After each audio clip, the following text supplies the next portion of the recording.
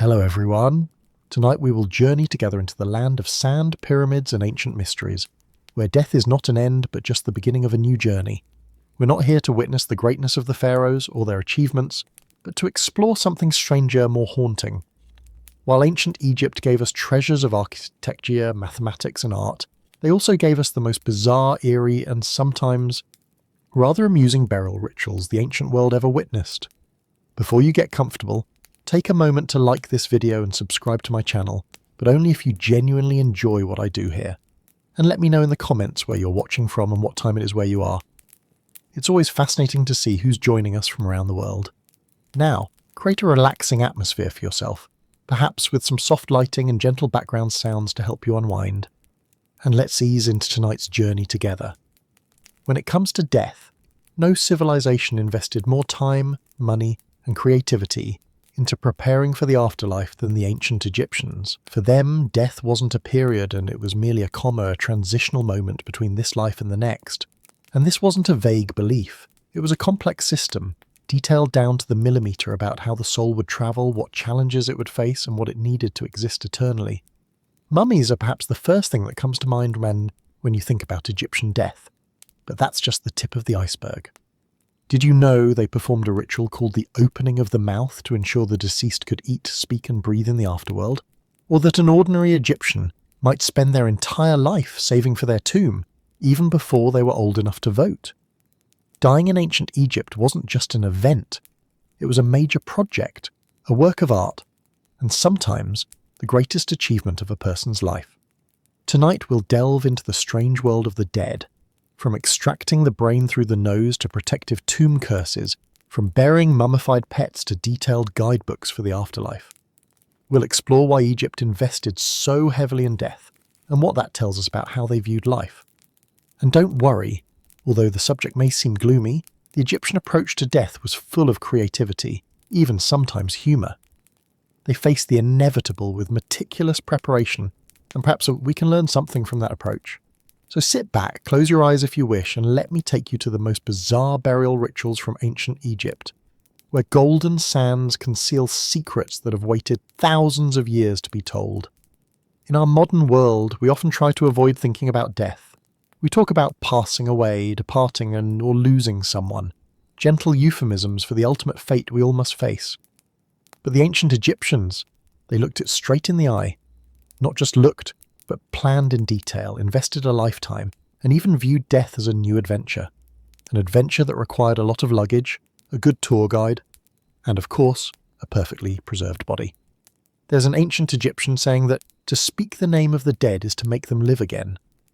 So tonight, as we talk about people who died thousands of years ago, in a way, we are bringing them back to life. And perhaps that's exactly what they wanted.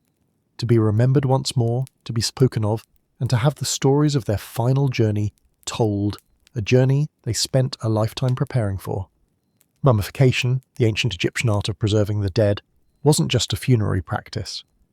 It was their cosmic loophole, their way of cheating mortality's final grasp. While most ancient cultures accepted that flesh would return to dust, Egyptians said, actually, we'd prefer not to, and developed a process so effective that we're still unwrapping their handiwork thousands of years later. The concept was simple enough. Preserve the body and you preserve the soul's earthly home. Let the body decay, and you've essentially made your soul homeless in the afterlife. No ancient Egyptian wanted to spend eternity as the spiritual equivalent of couch surfing through the underworld. But how did this fascinating obsession with preserving human remains begin? Like many great innovations, it started by accident. In pre-dynastic Egypt, they noticed something peculiar. Bodies buried in the hot, dry desert sand were naturally preserved, their skin dried and features sometimes eerily intact. Nature had done the work for them, showing that a dry, protected body could seemingly last forever. From this observation came a thought. If natural preservation happens by chance, what could be achieved with intention? Early attempts at purposeful mummification were primitive, mostly involving wrapping the body and placing it in a dry location. But by the time of the Old Kingdom around 2700 BCE, the Egyptians had transformed preservation into a holy science, a painstaking ritual that took weeks and required specialized knowledge. For the ancient Egyptian, this wasn't just funeral prep, this was the most important makeover of your life, or rather your death. So what exactly happened when you signed up, or more accurately when your relatives signed you up for the deluxe eternal preservation package? Well, first, your body was delivered to the embalming workshop, a place not unlike a modern spa, if spas removed your organs and packed you with aromatic herbs. These workshops were typically located on the west bank of the Nile, symbolically positioned toward the setting sun and the realm of the dead. Practical and poetic at once, very Egyptian. The embalmers themselves were a curious professional class, part priest, part surgeon, part chemist. These specialists were simultaneously revered and avoided in daily life. They performed sacred work, but were considered ritually unclean due to their constant contact with the dead. Imagine being essential to society but never getting dinner party invitations. That was the embalmer's social dilemma. The mummification process began with a thorough washing of the body with palm wine and water from the Nile. This wasn't just cleanliness. The Nile was sacred, its waters purifying in both the physical and spiritual sense. After this bath came the most invasive step, organ removal. Using a sharp obsidian or metal knife, an incision was made on the left side of the abdomen. Through this opening, embalmers removed the liver, lungs, stomach, and intestines, essentially everything but the heart. Why leave the heart? Because Egyptians believed it was the center of intelligence and emotion, the seat of the soul itself. To remove it would be to erase the person's essence. The brain, however, wasn't nearly so lucky. In what might be the most grimacing procedure of ancient medicine, a hook-like tool was inserted through the nostril up into the skull. With careful manipulation, the brain tissue was broken apart and extracted bit by bit through the nasal passage. If you're feeling uncomfortable reading about this, imagine being the one with the hook. The Egyptians didn't particularly value the brain, seeing it as just another organ, perhaps even less important than the others. A remarkable misunderstanding considering their otherwise advanced understanding of anatomy. The removed organs weren't discarded but carefully preserved in their own right. They were dried, wrapped, and placed in 4 specialized containers called canopic jars. Each jar was under the protection of one of the 4 sons of Horus, with distinct heads. Human-headed Imseti protected the liver, baboon-headed Hapi guarded the lungs, jackal-headed Duamutef watched over the stomach, and falcon-headed Kebehsenuef preserved the intestines. These jars weren't just storage, they were guardian vessels ensuring these vital parts would be available in the afterlife. With the organs removed, except the heart, the body cavity was thoroughly cleaned, sometimes using palm wine as a disinfectant. Then came natron, the secret ingredient in Egypt's recipe for eternity. Natron is a naturally occurring mixture of sodium carbonate and sodium bicarbonate, essentially a salt with drying properties. The body was completely covered in or stuffed with natron for a period of about 40 days. During this time, the natron absorbed all moisture from the tissues, effectively dehydrating the remains and preventing decay. After the natron bath, what remained was a significantly lighter dried body, preserved but hardly recognizable or aesthetically pleasing. So began the restoration phase. The body cavity was stuffed with linen, sawdust, and sometimes aromatic resins or spices like cinnamon and myrrh.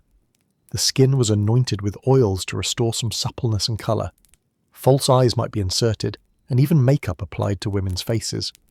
Remember, this wasn't just preservation, it was preparation for the afterlife. You wanted to look your best when meeting Osiris, judge of the dead. Next came the elaborate wrapping, a process that could take another 2 weeks. Layer upon layer of linen bandages were carefully wound around each finger, toe, limb, and finally the entire body. Between certain layers, amulets and jewellery were placed, magical protection for the journey ahead.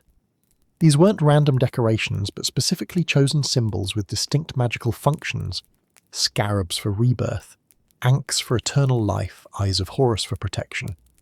A well-mummified noble might have dozens of these talismans incorporated into their wrappings, a spiritual armature for the trials ahead. During the wrapping, priests would recite spells and incantations from the Book of the Dead, transforming a medical procedure into a sacred ritual. Each bandage, each amulet, each spoken word was another thread in the complex tapestry of magical protection being woven around the deceased. The entire process, from death to final wrapping, took about 70 days, coincidentally the same period that Sirius, the star associated with Isis, disappeared from the Egyptian night sky each year before reappearing, life imitating astronomy, or perhaps the other way around. Of course, what I've described was the gold standard mummification, the premium package available only to pharaohs, their families, and the extremely wealthy. But what about everyone else? Did ordinary Egyptians just decompose without ceremony? Not quite. Mummification, like everything else in highly stratified Egyptian society, came in tiers. The deluxe royal treatment included the finest resins, the most elaborate wrappings, and the most skilled embalmers. A middle-tier mummification might skip the expensive imported resins or use fewer layers of wrapping. For the common people, a more basic preservation was available. Organs might be dissolved with cedar oil injected into the body rather than carefully removed, and the natron drying might be less thorough. At the lowest economic level, the poorest Egyptians couldn't afford professional mummification at all.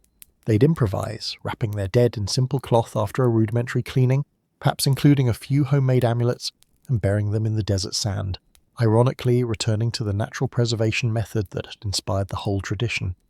By the late period of ancient Egypt, around 500 BC, mummification had become somewhat industrialized. What once took months could now be done in weeks, with specialized workshops operating something akin to ancient assembly lines of eternal preservation. Efficiency, however, often came at the cost of quality. Late-period mummies frequently show less careful wrapping, less thorough drying, and more shortcut techniques. It's worth noting that humans weren't the only creatures deemed worthy of preservation. Sacred animals were mummified by the millions. Ibises, cats, baboons, crocodiles, even a tiny shrews. If it had a connection to a deity, it could end up wrapped for eternity. Recent excavations have uncovered vast catacombs filled with animal mummies, suggesting an industrial-scale operation to supply these votive offerings to temples. One particularly poignant form of mummification involved pets buried with their owners. Dogs, cats, monkeys, and other beloved animals would sometimes be preserved to accompany their masters into the afterlife. In one famous case, Ramesses, the great son, was buried with his pet cat. Even in death, the bond between human and animal companion was deemed too precious to sever. The success of Egyptian mummification techniques is evident in how many preserved bodies have survived to our time. Some mummies display facial features, hair, and even skin folds still visible after 3 millennia. While we've lost many to grave robbing, environmental damage, and the Victorian-era practice of unwrapping parties, where mummies were desecrated as parlour entertainment, thousands still remain silent witnesses to an ancient culture's defiance of death. Perhaps the most fascinating aspect of mummification isn't the technical achievement, impressive as it was, but what it reveals about Egyptian psychology. Here was a civilization so uncomfortable with the impermanence of life that they engineered a solution to death itself, not by denying it, but by transforming it into a manageable transition. The irony, of course, is that in many cases, the carefully preserved body was rarely, if ever, seen again once sealed in its tomb. All that elaborate preparation hidden away in darkness, but that wasn't the point. The point was that it existed, that it remained intact, that the soul had its anchor in the physical world. Modern science has learned much from these ancient remains. CT scans and DNA analysis of mummies have revealed everything from diet and disease to family relationships and cause of death.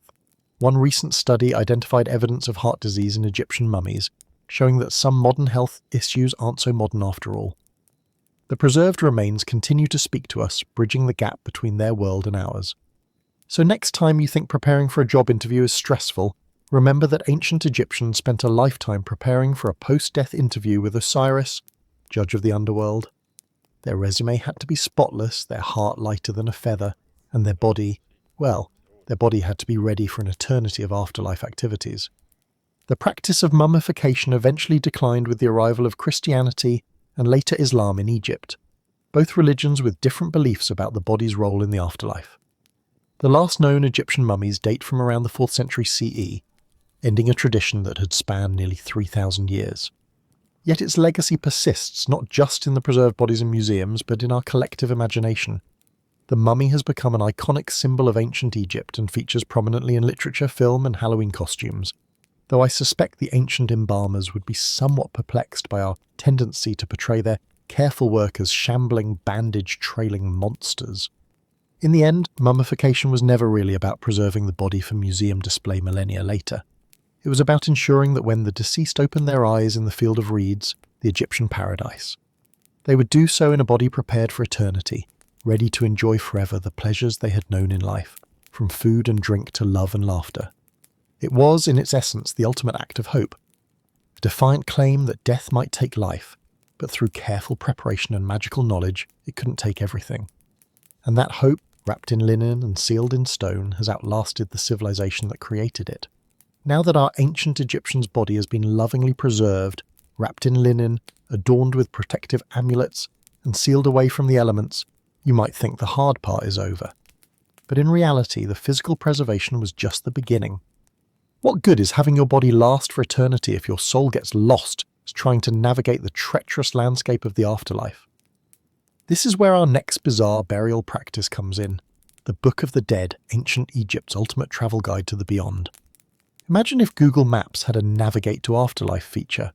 That's essentially what the Book of the Dead was, a collection of spells, instructions and illustrations designed to help the deceased find their way through the Duat, the Egyptian underworld, while avoiding its many dangers.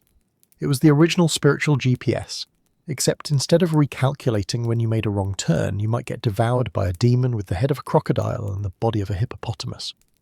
But let's back up a bit. The Book of the Dead wasn't actually a book in the modern sense. The term comes from a mistranslation by early European explorers who found these texts. The Egyptians themselves called it the Book of Coming Forth by Day, or the Spells for Going Forth by Day. Rather than a bound book with pages, it was typically a long scroll of papyrus, sometimes stretching over 40 feet in length. For the wealthier deceased, these scrolls were elaborately illustrated with vibrant scenes depicting the journey through the afterlife. The Book of the Dead wasn't standardized either. It wasn't like every Egyptian received the same copy. It was more like choosing items from a spiritual menu. If you were wealthy enough to commission one, you and your family would select which spells you wanted included. Some scrolls had as few as a dozen spells, while others contained over 200. Think of it as a personalized afterlife survival kit, tailored to your specific fears and desires. And who wrote these customized spiritual guides? Professional scribes working in temple workshops. They were the ancient equivalent of specialized funeral directors, except instead of arranging flowers and selecting caskets, they were writing magical spells to ward off underworld demons. The scribes worked from templates, often leaving blanks where the name of the deceased would be inserted later. Some particularly budget-conscious Egyptians might purchase pre-made books of the dead with the name field left blank, to be filled in when needed. It's a bit like buying a happy birthday hang card today and filling in the name yourself. Now, you might be wondering when this practice began. The Book of the Dead evolved from earlier funerary texts, the pyramid texts carved on the walls of Old Kingdom pyramids about 2400 BCE, and the coffin texts inscribed on Middle Kingdom coffins about 2000 BCE. But the Book of the Dead as we know it emerged during the New Kingdom period, around 1550 BCE, and continued to be used for over 1,000 years until about 50 BCE. That's a longer run than most television series get. So what exactly was in this afterlife guidebook? Let me walk you through some of the greatest hits. Perhaps the most essential spell was number 125, the weighing of the heart.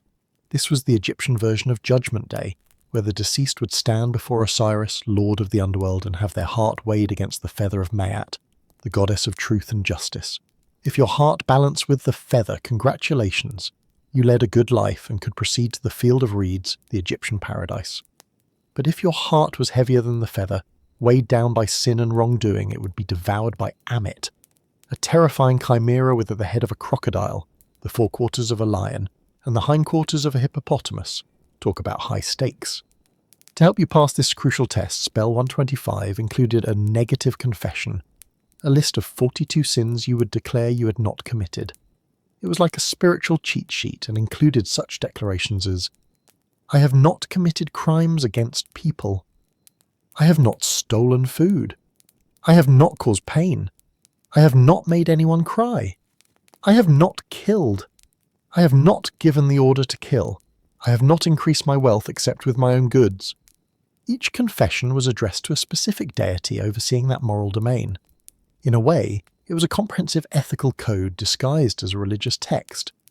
Imagine if your job application included a section where you had to swear you hadn't committed 42 different infractions. That's essentially what Egyptians prepared for in death. But the Book of the Dead wasn't just about acing your final moral exam. It was also filled with practical spells for navigating the perils of the underworld.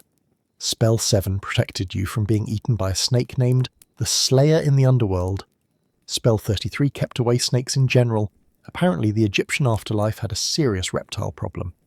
Spell 61 prevented your soul from being taken from you, while Spell 45 protected against decay and decomposition, a kind of magical backup plan in case the physical mummification didn't quite stick. There were also spells to transform into various animals like falcons, swallows, and even crocodiles. Spell 76, for instance, allowed the deceased to transform into any shape they desired. It was like having spiritual shape-shifting powers, which presumably came in handy when navigating the varied terrain of the afterlife. Need to cross a river? Become a crocodile. Need to fly over a mountain? Transform into a falcon. It was the ancient Egyptian equivalent of having access to every vehicle in a video game. One particularly important spell was number 30, which prevented your heart from betraying you during the final judgment. It was typically inscribed on a scarab beetle amulet placed over the mummy's heart. The spell literally addressed the heart, saying, "O my heart which I had from my mother, O my heart which I had upon earth, do not rise up against me as a witness in the presence of the Lord of things. Do not speak against me concerning what I have done." Essentially, it was a magical gag order for your own conscience, in case it was tempted to rat you out about all those times you skipped temple offerings or cheated on your grain taxes. The Book of the Dead also included spells for more mundane concerns. Spell 6 ensured the deceased had a working Shabti figure, a small servant statue that would come to life and perform labour on behalf of the deceased in the afterlife. Because even in paradise, apparently there were still chores to be done.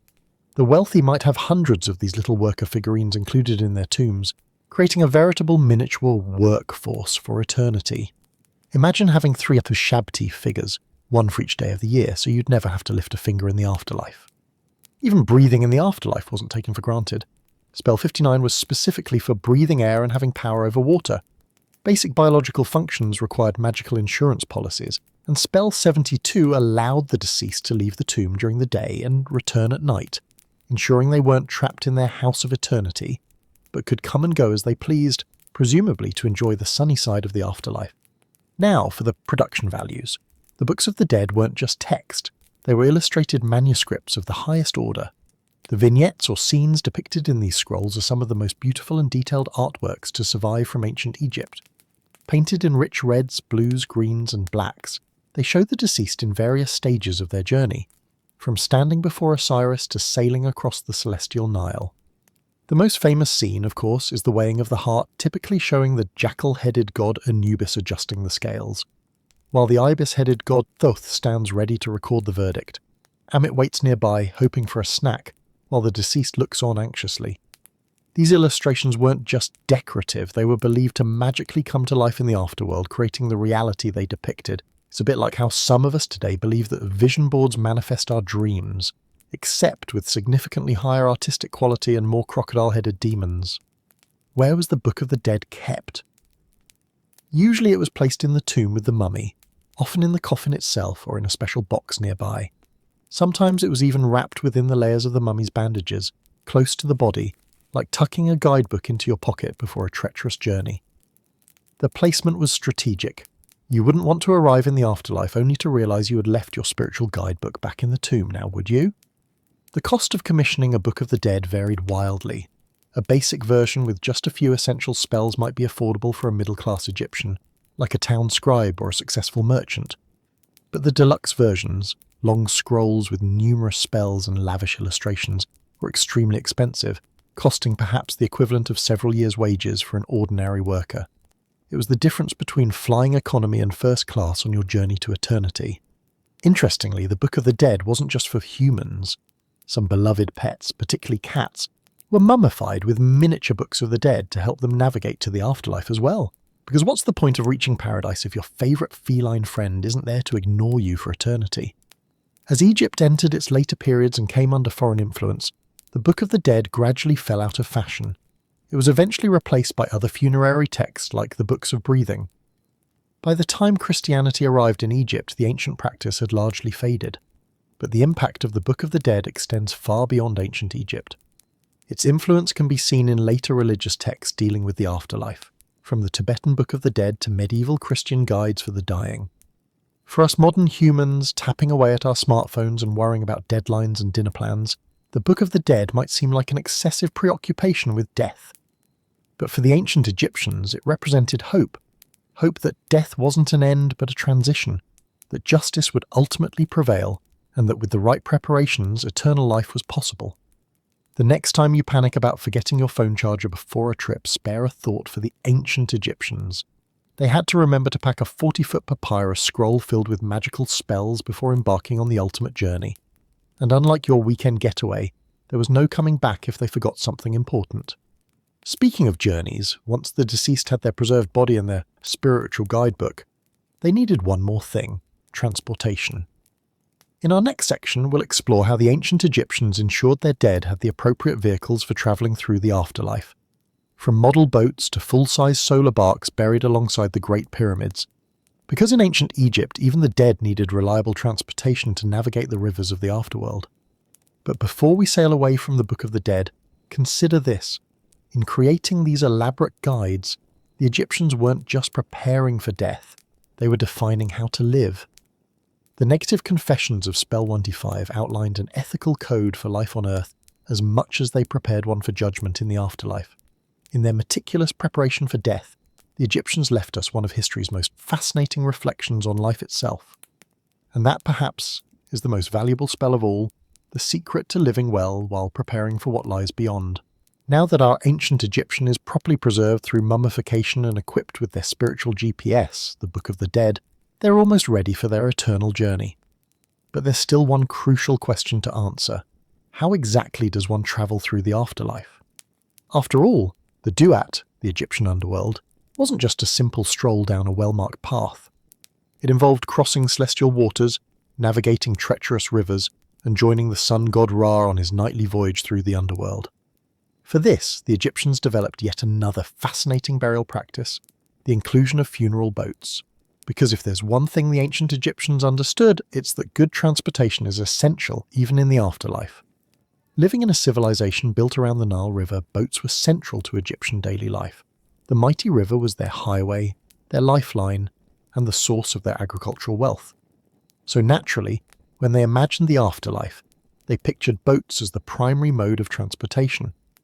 Water, they believed, surrounded the world of the living, and to reach the field of reeds, their version of paradise, one needed to cross these cosmic waters.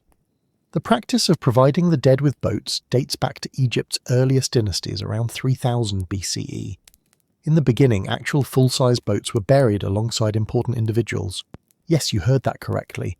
Entire boats, sometimes up to 150 feet long, carefully disassembled and then buried in massive boat-shaped pits next to tombs. Can you imagine the work involved? It would be like deciding to bury your car alongside you today, except much more labour-intensive and significantly more impressive. The most famous example of these full-size funeral boats is undoubtedly the Khufu ship, discovered in 1954 at the base of the Great Pyramid of Giza. This 4,600-year-old vessel is so well preserved it could theoretically float today if placed in water. Made from Lebanese cedar, the 143-foot-long ship was disassembled into 1-4 pieces and carefully placed into a sealed pit beside the pyramid. The boat was held together without a single nail. Instead, the ancient shipwrights used wooden pegs and rope made from halfa grass to bind the planks together. But why was this magnificent vessel buried there? Archaeologists have debated this question extensively. Some believe it was a solar barge, a ritual vessel meant to carry the pharaoh across the sky with the sun god Ra. Others suggest it was the actual boat used to transport Khufu's body down the Nile for burial ceremonies before being interred alongside him. Either way, it represents an extraordinary investment of resources and labour, all dedicated to ensuring the king had proper transportation in the afterlife.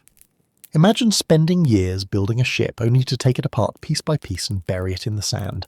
That's dedication to afterlife preparations that makes even the most elaborate modern funeral seem rather minimalist by comparison. Of course, not everyone could afford to have an entire full-size boat buried with them. That level of extravagance was reserved for pharaohs and perhaps the highest nobility. For the rest of society, the officials, priests, and wealthy merchants, model boats provided a more practical alternative. These model boats were exquisite miniature versions, usually made of wood and ranging from 1 to 6 feet in length. They were detailed scale models, complete with crew members, cargo, cabins, and even tiny furniture. Some had sails that could be raised and lowered, miniature oars and wooden figurines representing the boat's captain and crew.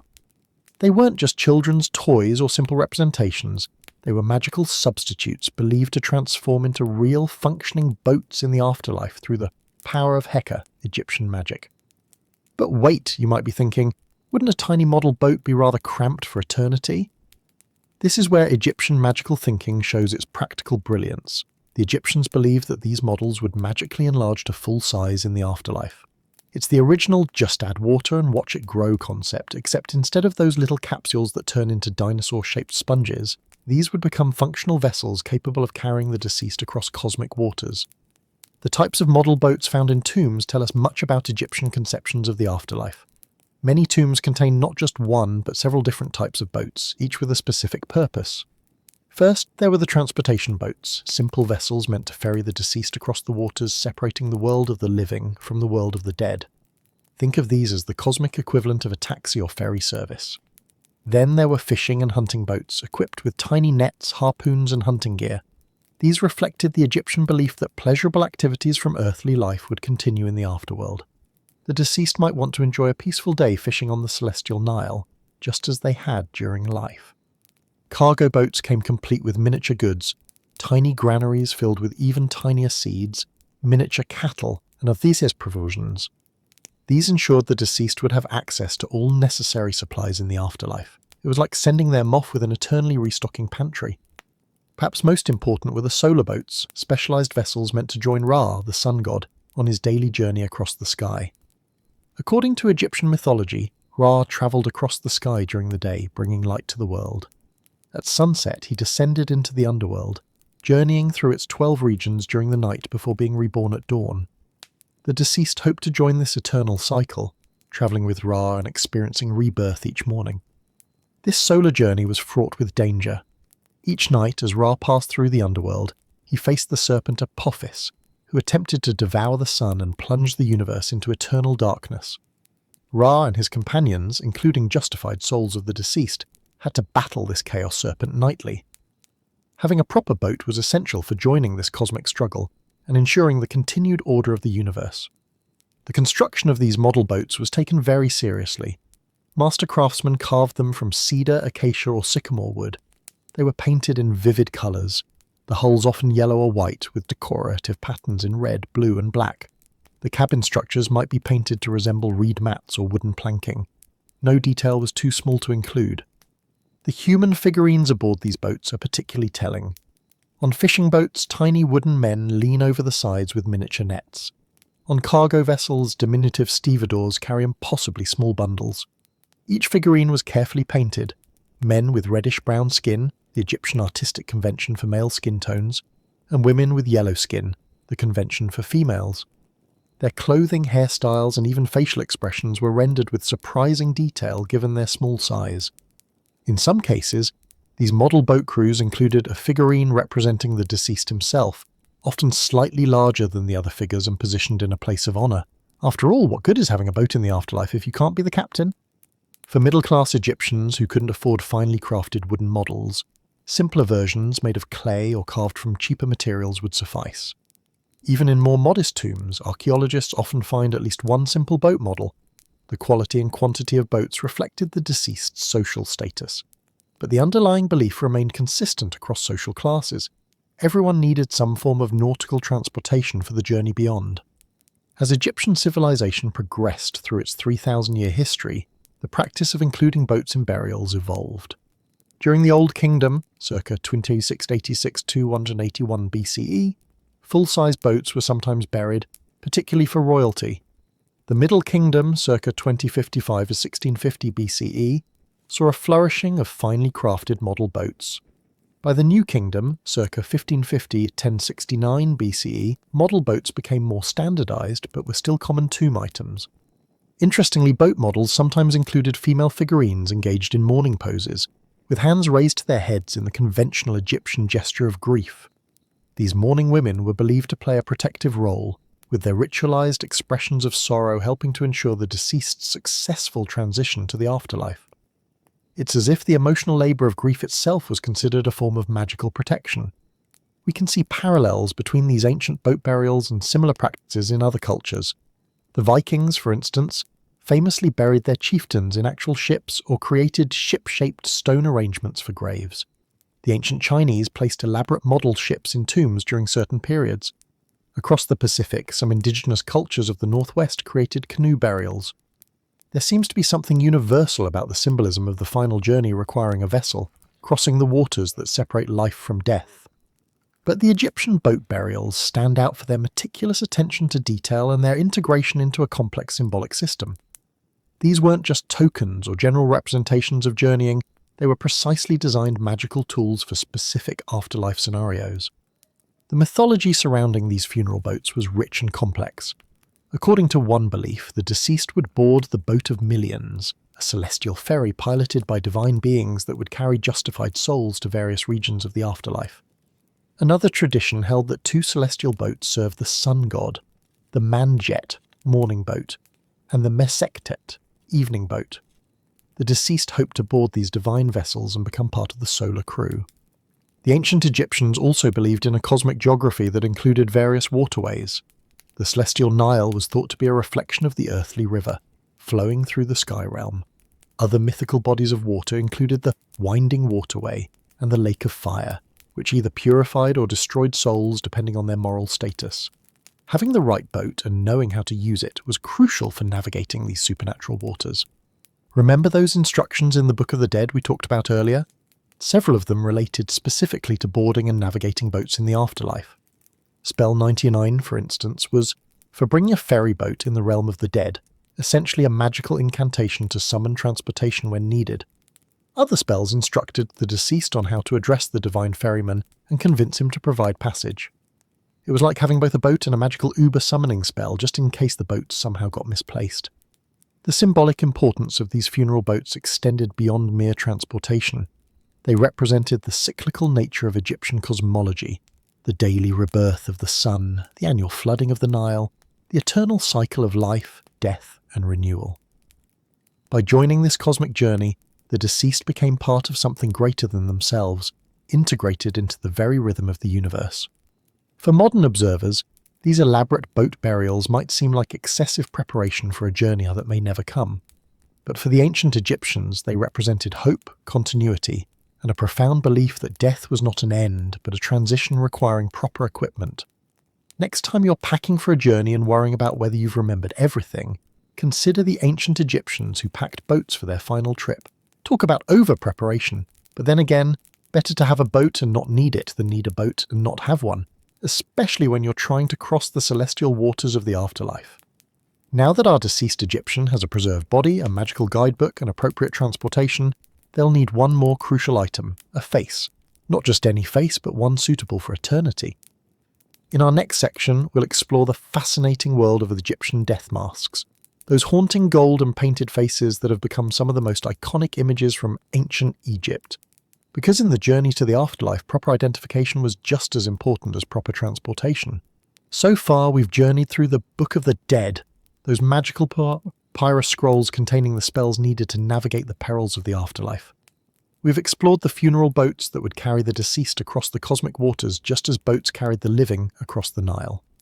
But what happens when you arrive in the afterlife? How would the gods recognize you? How would your spirit know which body to return to? This is where we encounter another fascinating element of Egyptian burial practices, the death mask. Imagine this, you've died in ancient Egypt, your body has been carefully preserved through mummification, your Book of the Dead is tucked into your wrappings, and your funeral boat is ready. But there's a problem. In the afterlife, how will your spirit, your Ba, recognize your transformed wrapped body?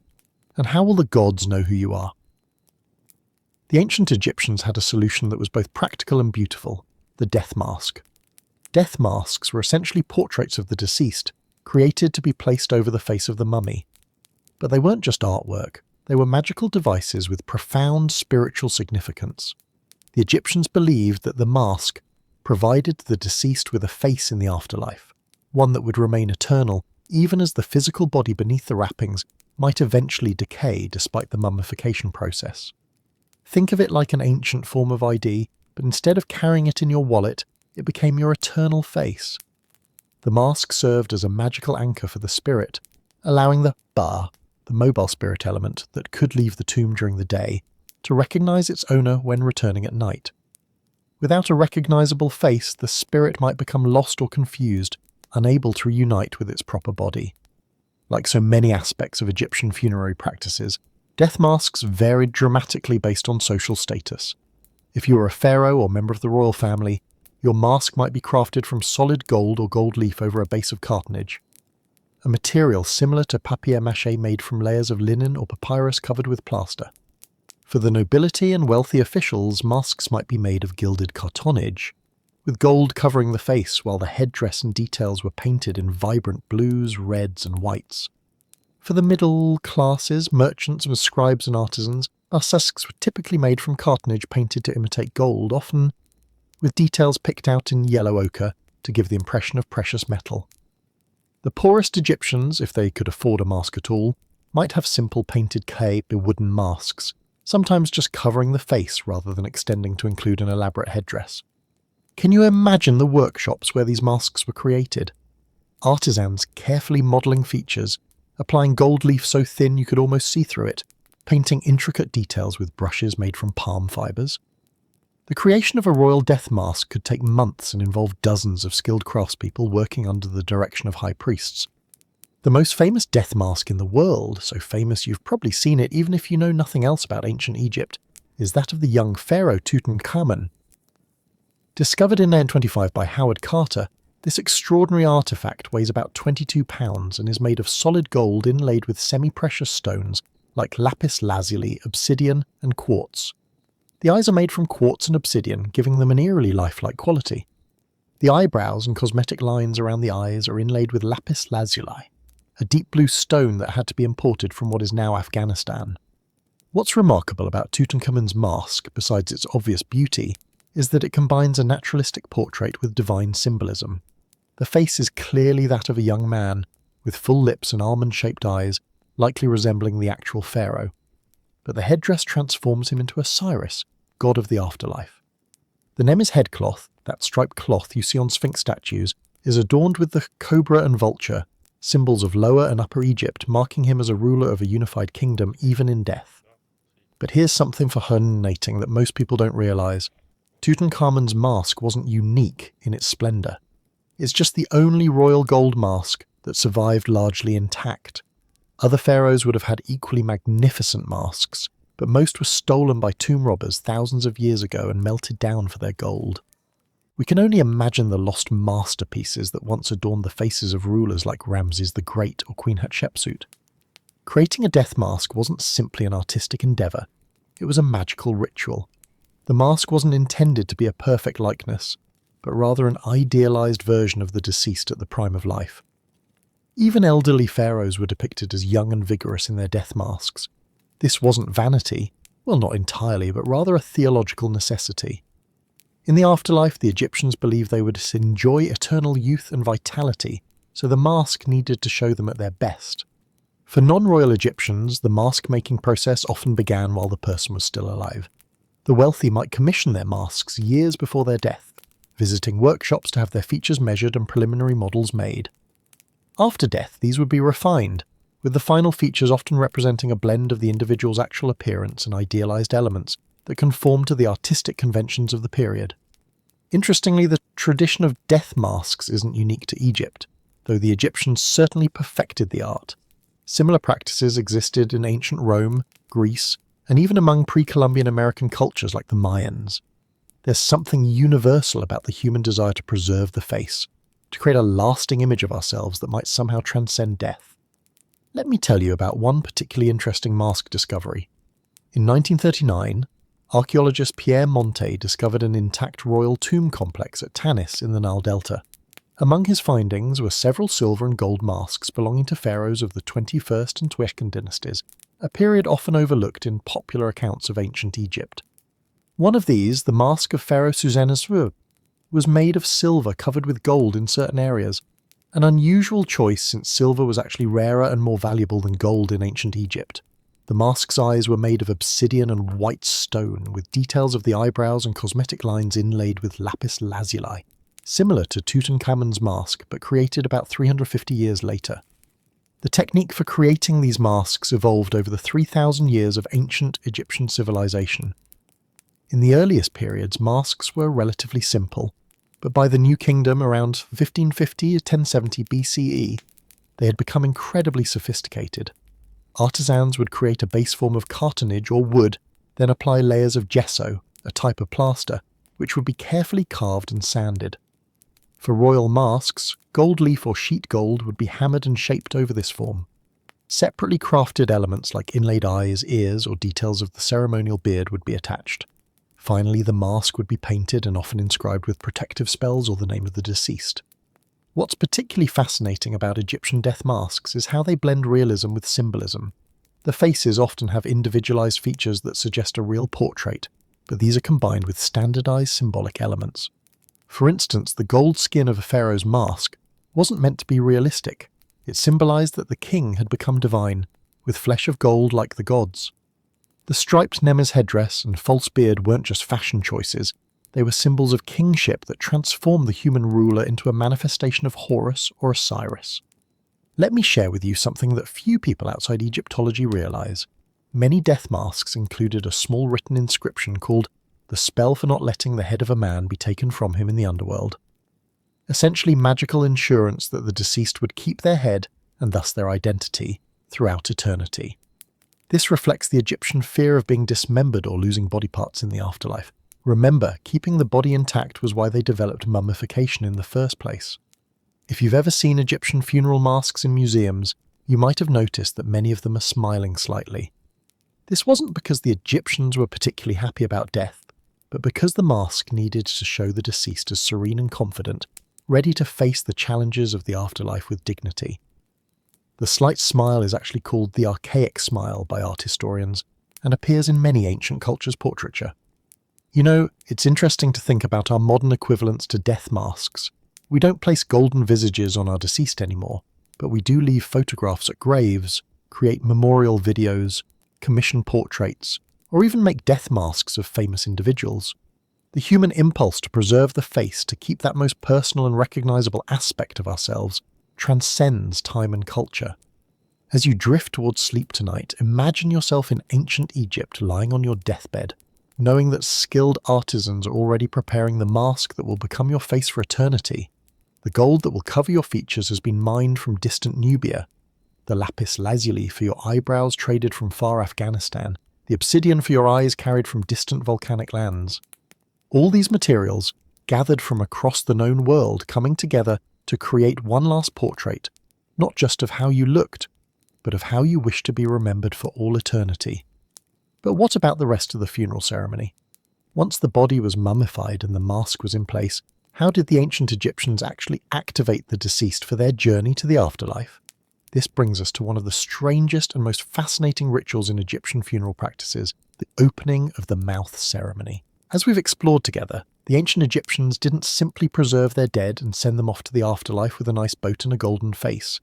No, the process was far more complex and, frankly, bizarre to our modern sensibilities. We've seen how they carefully wrapped the body, equipped it with a book of the dead to navigate the underworld, provided boats for cosmic journeys, and created magnificent death masks to give the deceased an eternal face. But here's the thing. All of that preparation would have been useless without one crucial ritual, the opening of the mouth ceremony. Imagine this strange scene, the mummified body now wrapped in linen, adorned with amulets and crowned with its beautiful death mask, sits upright outside the tomb. The grieving family stands nearby. Priests in leopard skin cloaks move around the mummy, carrying strange tools and reciting incantations. What's happening isn't just a funeral, it's a magical activation. The mummy, you see, is like a vessel waiting for its engine to be started. And the opening of the mouth ceremony is essentially turning the key in the ignition. This extraordinary ritual had one fundamental purpose: to reanimate the deceased. The Egyptians believed that after death, the body lost its abilities to see, hear, speak, and eat. Without these faculties, how could the deceased enjoy the afterlife? How could they recite the spells from their Book of the Dead? How could they eat the food offerings left by their family? How could they speak to the gods during judgment? The opening of the mouth ceremony was designed to magically restore these abilities, to quite literally reawaken the senses of the dead person. The ritual itself evolved over thousands of years, becoming increasingly elaborate as Egyptian civilization developed. In its fullest form during the New Kingdom period around 1550 to 1070 BCE, it could involve over 75 separate ritual acts performed by various priests. The entire ceremony might last up to 9 hours, which, if you think about it, is longer than most modern funeral services. But then again, the Egyptians were preparing someone for eternity, not just saying goodbye. The central moment of the ceremony, the actual opening of the mouth, involved a priest touching various parts of the mummy's face with specialized ritual tools. The most important of these was the adze, a metal tool shaped somewhat like a carpenter's adze with a wooden handle and a flat, sharp blade. It looked a bit like a hoe or a chisel. The priest would touch this to the mouth of the mummy or to the mouth depicted on the death mask while reciting specific spells. "Your mouth is opened by Ptah," the priest would intone. "Your mouth is parted by Sokar with that iron that issued from Set, with that iron chisel that opened the mouths of the gods." As they spoke these words, they would touch the lips of the mask with the adze. Can you imagine the tension in that moment? The family watching as the priest performed the magical act that would allow their loved one to speak, eat and breathe in the afterlife. But the adze wasn't the only tool used. Another important implement was the Pesesh Kef knife, a forked piece of flint that may have originated from prehistoric times. Archaeologists believe this tool may have been used in actual butchery in Egypt's earliest days. But by the time of the pharaohs, it had become purely ceremonial. The priest would touch this to the mummy's mouth, eyes and ears, symbolically cutting them open and restoring their function. Other tools included the netjeri blade, a finger-shaped piece of meteoric iron, yes, actual metal from falling stars, believed to have special magical properties. There were also various containers for sacred oils, incense burners, ostrich feathers, and miniature royal scepters, each playing a specific role in the ceremony. Many of these tools have been found in tombs, carefully placed for the deceased to use in the afterlife, in case they needed to perform the ceremony for themselves or others. What's particularly fascinating is that this wasn't just a symbolic ritual, the Egyptians believed it actually worked. The moment the priest touched the mouth of the mummy with the adze, the deceased was believed to regain the ability to speak and eat. When the eyes were touched, vision returned. The ears, hearing. It was a literal reactivation of the body's functions, magically enabling them to continue in the afterlife. The ritual also had another, deeper purpose. It transformed the deceased into an Ach, a transfigured spirit that could interact with the gods. Without this transformation, the dead might remain trapped between worlds, unable to complete their journey into the afterlife. The opening of the mouth, then, wasn't just about restoring senses, it was about confirming the deceased's change in status from mortal to immortal being. Throughout the ceremony, offerings would be presented to the mummy: food, drink, incense, and symbolic objects. A bull would often be sacrificed, its foreleg cut off and presented to the mummy. This wasn't just a random choice of meat, the foreleg was believed to contain special power. And the act of touching it to the mummy's mouth would transfer that power to the deceased. In some periods, the bull's heart would also be presented, still warm and beating, a powerful symbol of life force being transferred to the dead.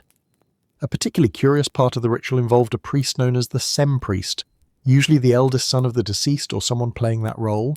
This priest would at one point fall into a trance or pretend to sleep, then awaken suddenly, claiming to have seen the deceased in the afterlife, already transformed and among the gods. This dramatic performance reassured the family that the ceremony was working, their loved one was already transitioning successfully to the other world. One element of the ceremony that I find particularly moving involved the priest holding up a small mirror to the face of the mummy. This wasn't vanity, it was deeply symbolic. The mirror represented the sun god Ra, and by reflecting the face of the deceased, it symbolically connected them to the divine light. It also served a more practical magical purpose, allowing the deceased to see themselves in their new, transformed state. The entire ritual would be accompanied by music, chanting, and the burning of incense. Imagine the sensory experience, the smell of incense and sacrificial meat, the sound of sistrum rattles and chanting priests, the visual impact of colourfully dressed officials performing precise ceremonial movements around the mummy. For the grieving family, it must have been both comforting and awe-inspiring, a reminder that death in Egyptian culture wasn't an end but a transformation. What I find most remarkable about the opening of the mouth ceremony is how it reflected the Egyptian understanding of the connection between body and spirit. Unlike some religions that see the soul as completely separate from the physical form, Egyptian belief maintained that the body and its functions remained important even after death. The preserved body wasn't just a vessel, it needed to be reactivated, to have its senses restored to become functional again in a magical sense. This ceremony wasn't reserved only for human mummies, by the way. The Egyptians performed versions of it for statues of gods, for the mummified Apis bulls, and even for the sacred temple tools.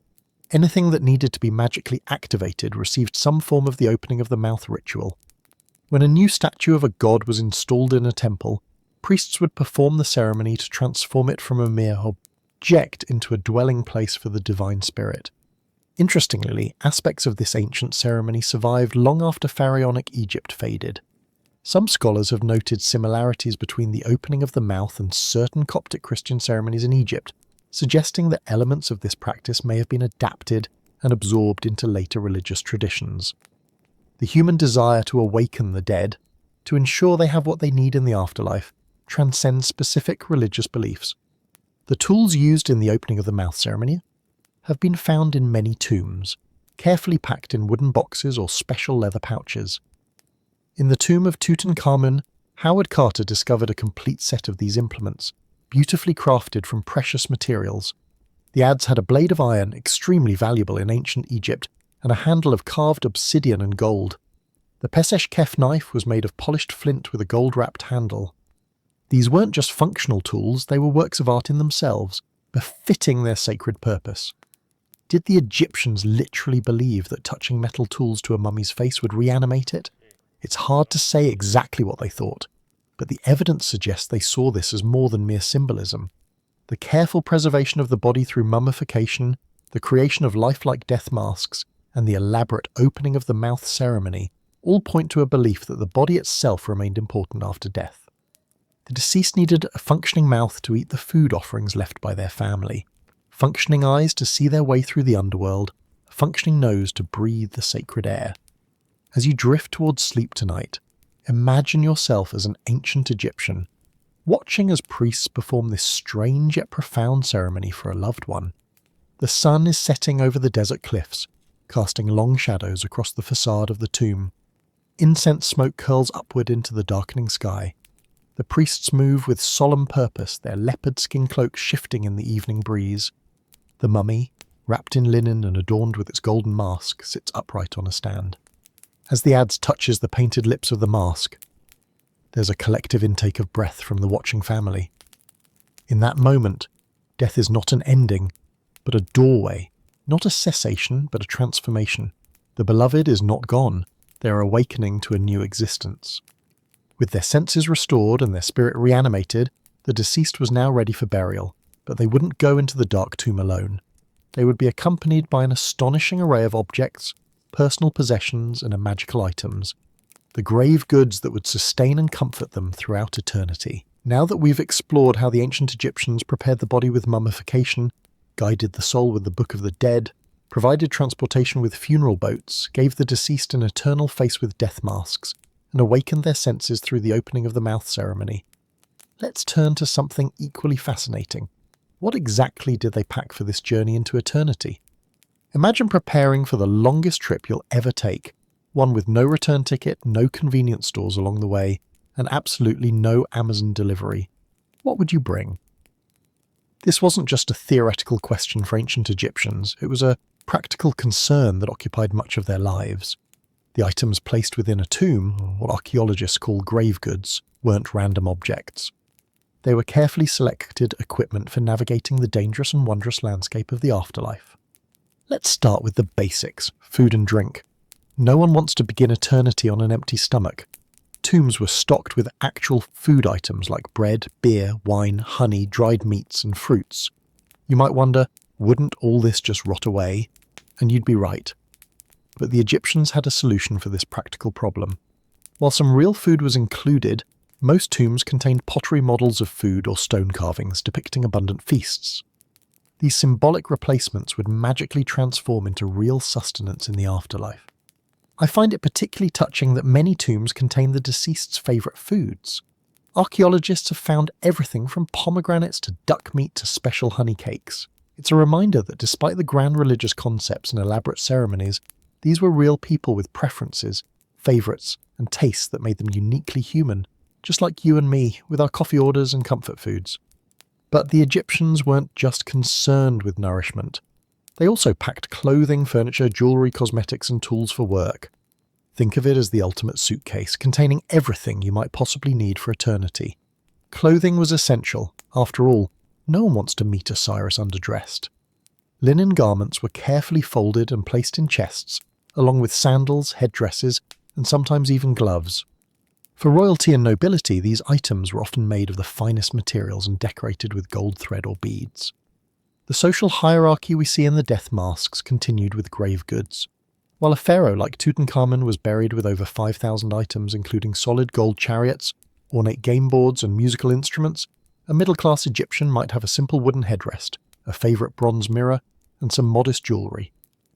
The poorest Egyptians might have only a clay bowl, a simple amulet, and a pair of sandals.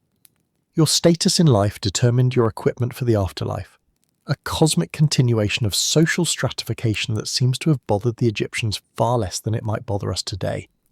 But there was one type of grave good that truly sets ancient Egyptian burial practices apart, the Shabti figures. Can you imagine having tiny servants that would do all your work for you in the afterlife? These small figurines, usually made of faience, a glazed ceramic material, wood or stone, were specifically designed to come alive in the afterlife and perform labour on behalf of the deceased. The word Shabti comes from the ancient Egyptian word meaning to answer, because these figurines would answer the call when the deceased was summoned for work. Each Shabti came inscribed with a magical spell from the Book of the Dead, usually chapter 6, which essentially said, "O Shabti, if I am called upon to do any work in the afterlife, you shall say, 'Here I am.'" Early Shabtis were simple and few in number, but by the New Kingdom period, tombs could contain hundreds or even thousands of these magical servants. One tomb discovered from the late period contained 401 Shabtis, one for each day of the year, plus 36 overseer Shabtis, one for each 10-day Egyptian week to keep the workers in line. It seems even in death, management structures remained important. What I find most fascinating about Shabtis is how they evolved over time. In the Middle Kingdom around 2000 to 1700 BCE, you might find just one or two in a tomb. By the Third Intermediate Period, 1070 to 64 BCE, some tombs contained over 1,000. The quality changed too, from carefully crafted, individualized figures to mass-produced, almost factory-made items. It's like watching an ancient version of economic scaling, with Shabtis becoming the must-have burial accessory that everyone, even the middle class, wanted to include. Tools were another crucial category of grave goods. Remember the opening of the mouth ceremony we just discussed? Many of those ritual implements were placed in the tomb afterward. Craftspeople were buried with the tools of their trade, scribes with writing palettes, carpenters with saws and mallets, weavers with spindles. These weren't just sentimental, they were practical provisions for continuing one's profession in the afterlife.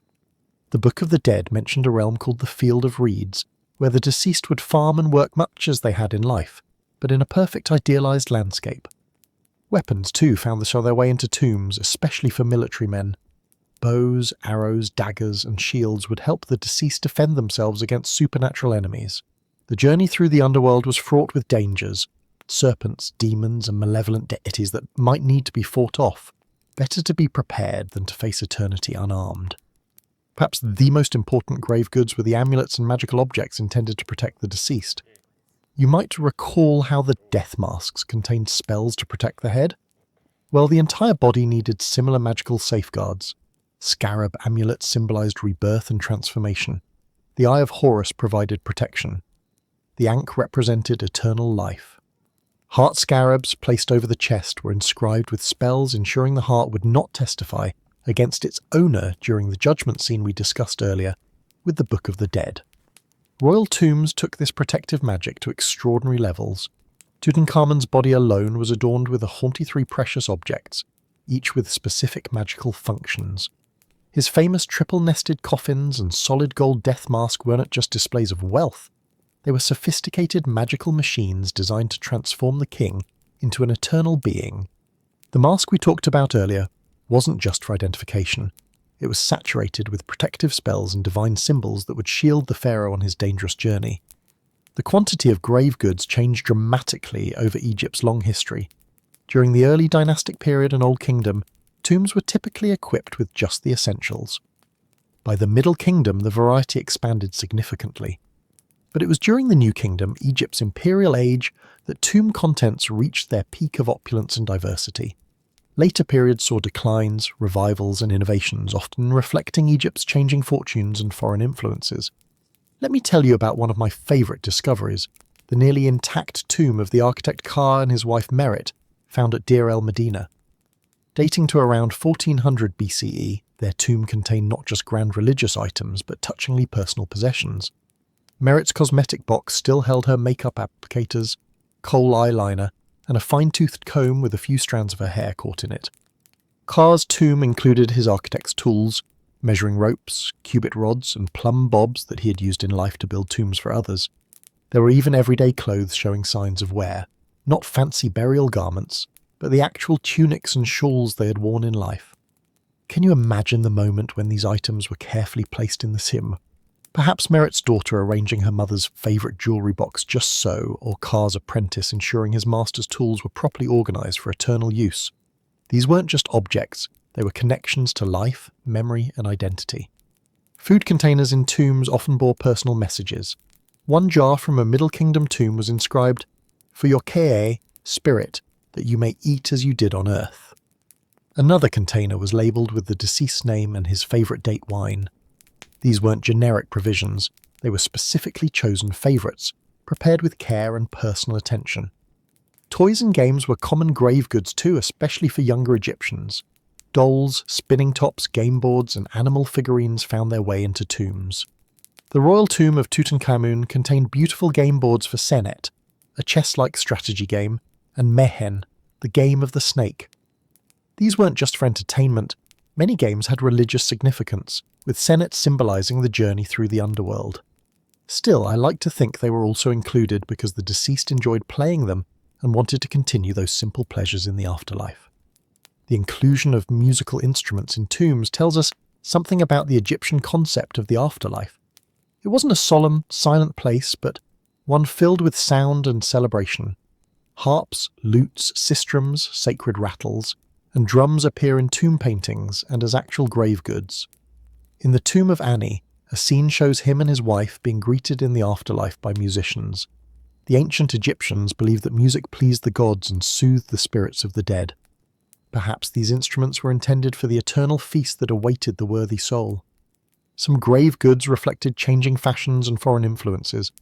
During periods when Egypt traded extensively with Mesopotamia, the Aegean or Nubia, exotic items appeared in tombs, Minoan-style pottery, lapis lazuli from Afghanistan, ivory from sub-Saharan Africa. The tomb contents create a fascinating map of Egypt's international connections and cultural exchanges. The most curious grave goods of all might be the letters to the dead. These were actual letters written on pottery bowls or linen, addressed to deceased family members asking for their intervention in earthly matters. One famous example reads, "What wrong have I done to you that I should be in this terrible situation? What have I done to you?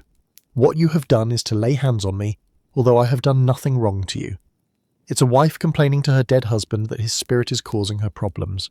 These letters remind us that for ancient Egyptians, the barrier between life and death was permeable, a veil through which communication could still flow.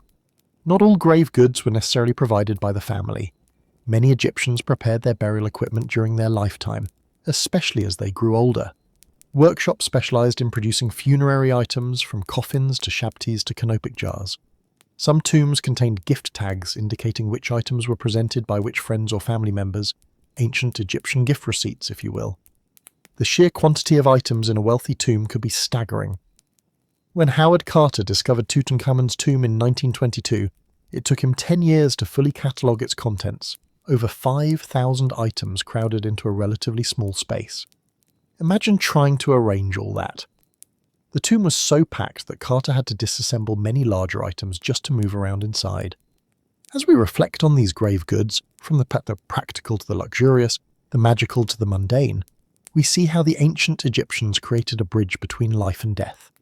These weren't just random objects, they were the building blocks of eternal existence, carefully selected to transform a human life into an everlasting one.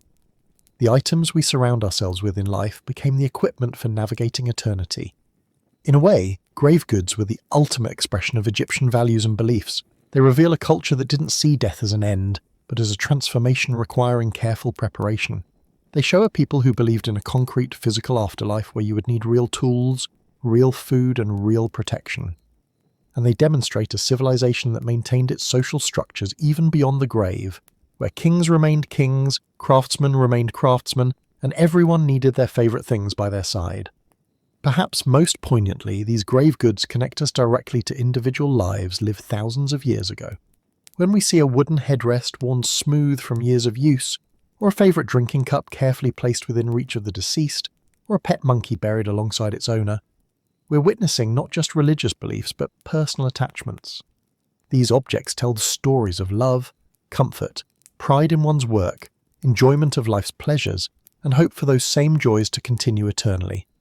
Before we conclude this section on grave goods, I should mention how tragically these carefully prepared provisions often fail to serve their intended purpose.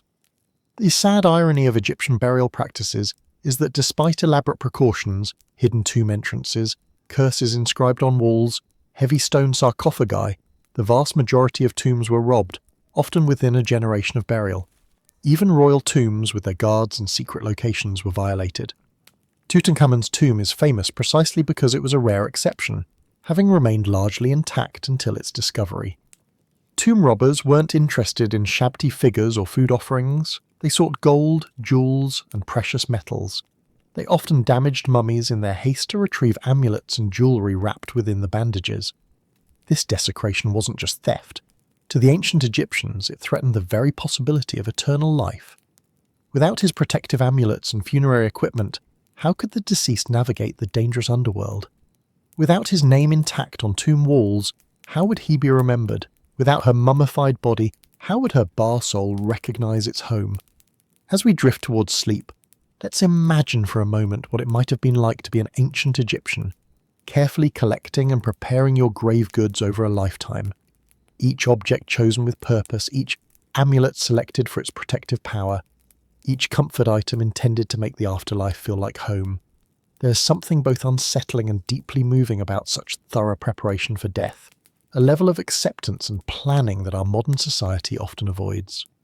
Now that we've explored how the ancient Egyptians equipped themselves for the afterlife, let's turn our attention to another fascinating aspect of their burial practices, the concept of family tombs and how they plan to reunite with loved ones in eternity. After exploring the elaborate equipment Egyptians packed for their eternal journey, let's turn our attention to something perhaps even more meaningful, who they hope to travel with. Just as we might dread taking a long journey alone, the ancient Egyptians preferred company for their trip to eternity. Family tombs were their solution to this very human desire for connection, even beyond death. While we often imagine Egyptian tombs as solitary resting places, especially with famous examples like Tutankhamun's, the reality is that many Egyptians were buried alongside their loved ones in shared family tombs. These weren't simply practical space-saving solutions, they reflected deep beliefs about family bonds continuing into the afterlife. The Egyptians believed that the connections forged in life would remain intact after death, with family members reuniting in the field of reeds, that perfect mirror of earthly existence. Family tombs varied considerably across Egyptian history and social classes. For non-royal Egyptians of means, a typical family tomb during the Old Kingdom might be a mastaba, a flat-roofed rectangular structure with sloping sides built over a subterranean burial chamber. These mastabas often contained multiple shaft graves leading to separate chambers for different family members. The main burial would usually belong to the male head of the household, with his wife, children, and sometimes parents arranged nearby. What makes these family arrangements so touching is how they mirrored household dynamics in life. The tomb of Khnumhotep II at Beni Hassan shows the nobleman prominently positioned, with his mother, wife, and children, in adjacent chambers, maintaining family hierarchy even in death. Yet these weren't cold, formal arrangements. Wall paintings often depict tender family scenes, a husband and wife holding hands, parents embracing children, families sharing meals together. These images weren't just decorative, they were magical assurances that such intimate moments would continue eternally. Women played particularly important roles in family tombs, Unlike some ancient societies where women were treated as afterthoughts, Egyptian women, especially wives and mothers, received prominent placement. The tomb of Mereruka from the 6th dynasty contains 3 distinct sections, one for Mereruka himself, another for his wife Watet Kethor, who was also a princess, and a third for their son Mereteti. The wife's chamber is nearly as large and lavishly decorated as her husband's, reflecting her status both in the family and in Egyptian society. Children's burials within family tombs reveal another touching aspect of Egyptian culture. Contrary to the notion that high child mortality rates in ancient societies led to emotional detachment, Egyptian parents clearly mourned their children deeply. Infants and young children were often buried with extra protective amulets and toys, reflecting both affection and concern for their safe passage to the afterlife. Some children's mummies have been found with locks of parents' hair included among the wrappings, intimate tokens of love and connection. In one particularly moving example from Deir el-Medina, the workman's village, a child's coffin was inscribed with a parent's farewell. "O great ones, gods of heaven and earth, receive him with you, that he may live again, for he was a good child who deserved to live." Such evidence reminds us that beneath the grand religious concepts and formalized rituals, these were real families experiencing the universal human emotion of grief. The family tomb tradition reached its peak of elaboration during the New Kingdom, particularly in the Theban necropolis. Here, rock-cut tombs were carved into cliff faces, with a chapel area for offerings and vertical shafts leading to burial chambers below. These tombs typically housed multiple generations of the same family, becoming a kind of eternal household. Family members who died later would be added to existing tombs, sometimes necessitating expansions or architectural modifications. Some family tombs remained in active use for over a century. What's fascinating about these multi-generational tombs is how they preserved family history. Wall scenes didn't just depict religious subjects, they told family stories, showcasing professional achievements, showing family trees, and recording important life events. The tomb of Paheri at El Kab, for instance, doesn't just show the standard offering scenes, but includes detailed depictions of 3 generations of his family, celebrating his lineage and accomplishments. These tombs were as much about remembrance and legacy as they were about physical preservation. The grave goods we explored in our previous section take on new meaning within family tombs. Items weren't placed randomly, but often positioned to maintain family connections. A husband and wife might have their beds placed side by side. Parents and children might have game boards between them, as if perpetually enjoying family game night. Dining furniture could be arranged as if for eternal family meals.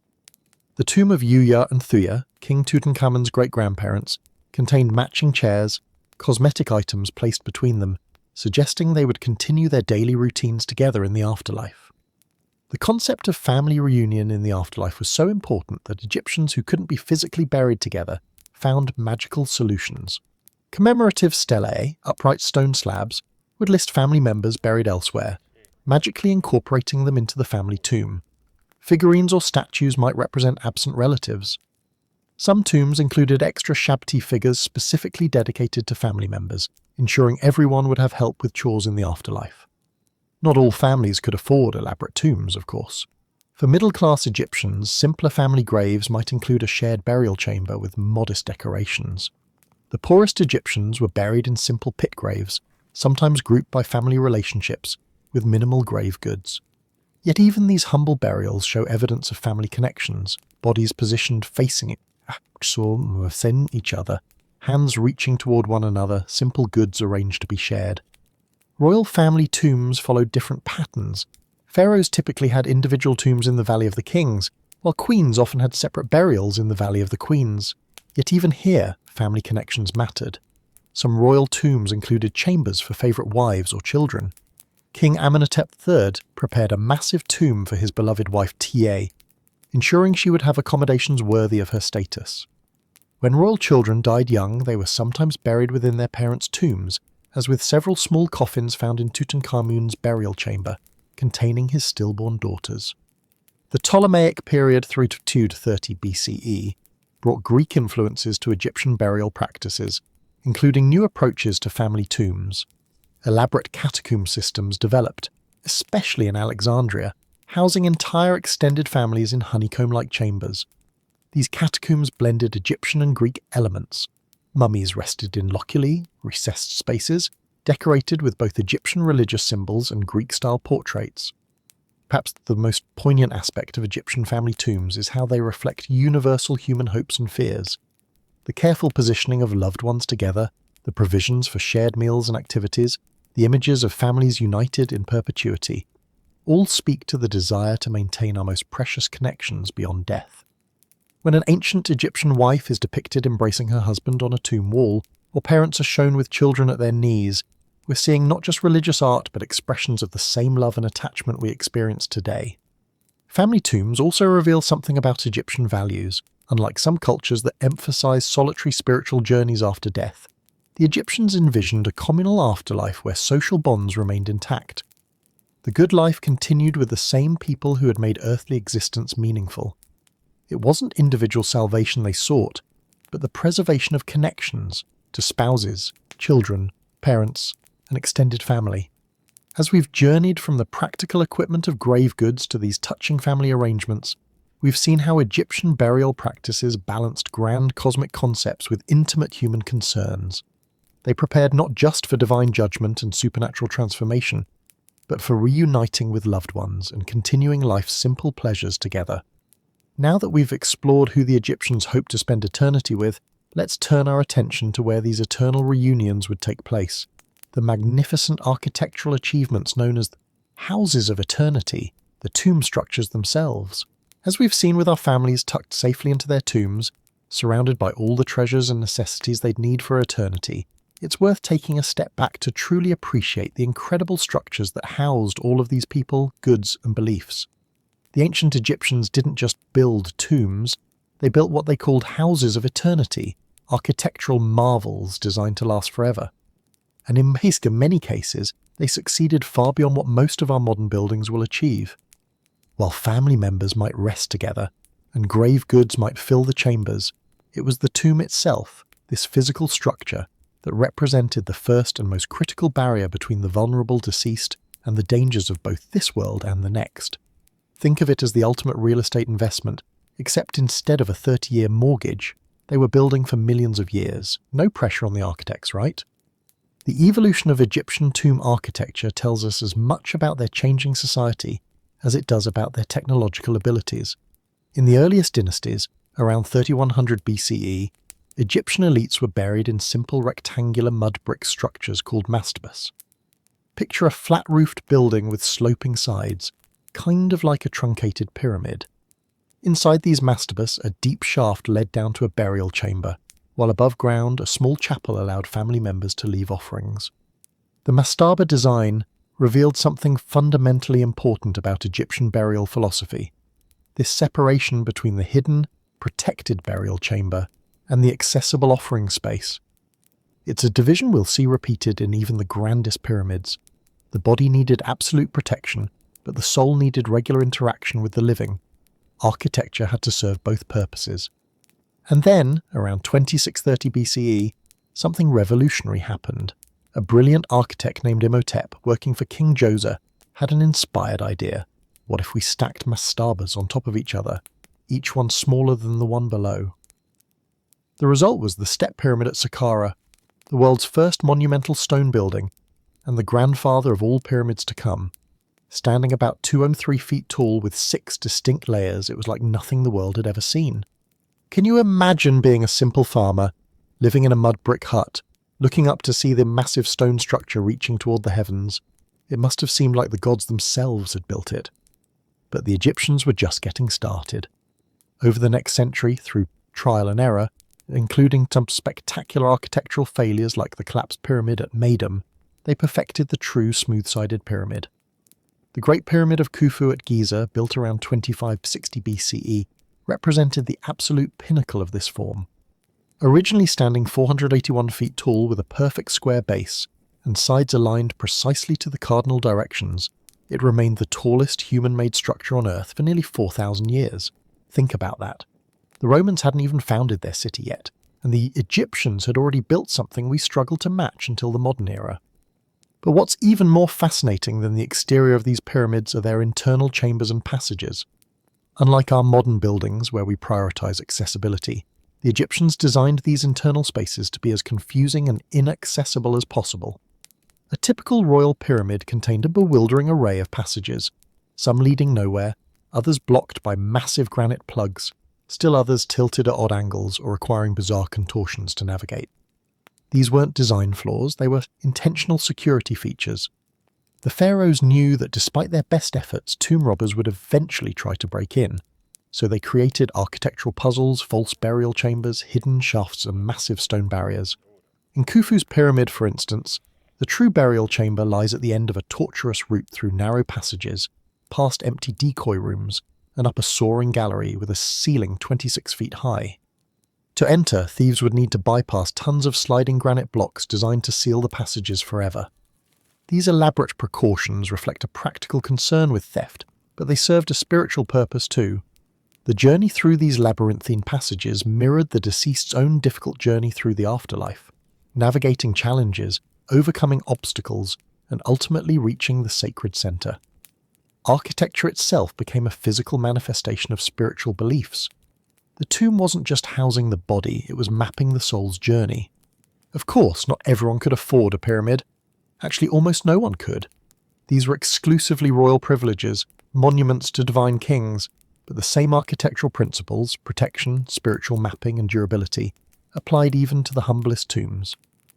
For the middle and upper classes of Egyptian society, rock-cut tombs became the preferred option. In locations like the Valley of the Kings, which began use around 1539 BCE during the New Kingdom period, tombs were no longer built up but carved down and in. Long sloping passages led deep into mountainsides, connecting to a series of chambers meticulously carved from solid rock. What these tombs lacked in exterior grandeur, they made up for in security and decorative splendor. Without an obvious above-ground structure, they were harder for robbers to locate. And their walls provided the perfect canvas for the elaborate paintings and reliefs that would guide and protect the deceased. The walls of these rock-cut tombs were alive with color and symbolism. While we might think of ancient Egypt as a world of beige stone and sand, their tombs exploded with vibrant pigments, deep blues, bright yellows, rich reds, and lush greens. Every available surface was covered with images, offering scenes, daily life activities, religious symbols, and extensive passages from funerary texts. Walk into one of these tombs and you're literally surrounded by a magical instruction manual for the afterlife. The symbolism of these tomb decorations is endlessly fascinating. Doorways were often framed with images of deed pillars, representing stability and the backbone of Osiris, god of the underworld. Ceilings might be painted deep blue with gold stars, transforming the chamber into a slice of night sky. False doors, non-functional carved doorways, provided spiritual exits and entrances for the K, or life force, of the deceased. It's as if the entire structure was designed to confuse and repel intruders, while simultaneously guiding and protecting the soul of the tomb's occupant. Some tomb designs incorporated astronomical alignments as well. The Great Pyramid features narrow shafts pointing to specific stars important in Egyptian religion. In the Valley of the Kings, certain tombs were positioned so that the rising sun would illuminate the burial chamber on significant dates. This wasn't just architectural showmanship, it was cosmic integration, linking the deceased to the eternal cycles of the sun, stars, and seasons. For those unable to afford even a modest rock-cut tomb, simpler shaft graves provided a final resting place. A vertical pit might be dug into the desert, with a small chamber at the bottom for the body and minimal grave goods. Yet even these humbler tombs maintained the essential principle. They created a protected space for the body that would last for eternity. Or at least that was the hope. The bitter irony is that despite these extraordinary architectural precautions, the false passages, the massive stone blocks, the hidden locations, almost every Egyptian tomb was eventually robbed, sometimes within years or even months of the burial. The enormous wealth placed within these structures proved too tempting. Tomb robbers developed their own expertise to counter the architect's security measures. They found back entrances, alternative routes, or simply brute forced their way in. We know about this extensive tomb robbing not just from the empty tombs archaeologists discover, but from actual ancient Egyptian criminal records. Papyri from the late New Kingdom, detailed trials of tomb robbers, complete with confessions describing exactly how they broke in and what they stole.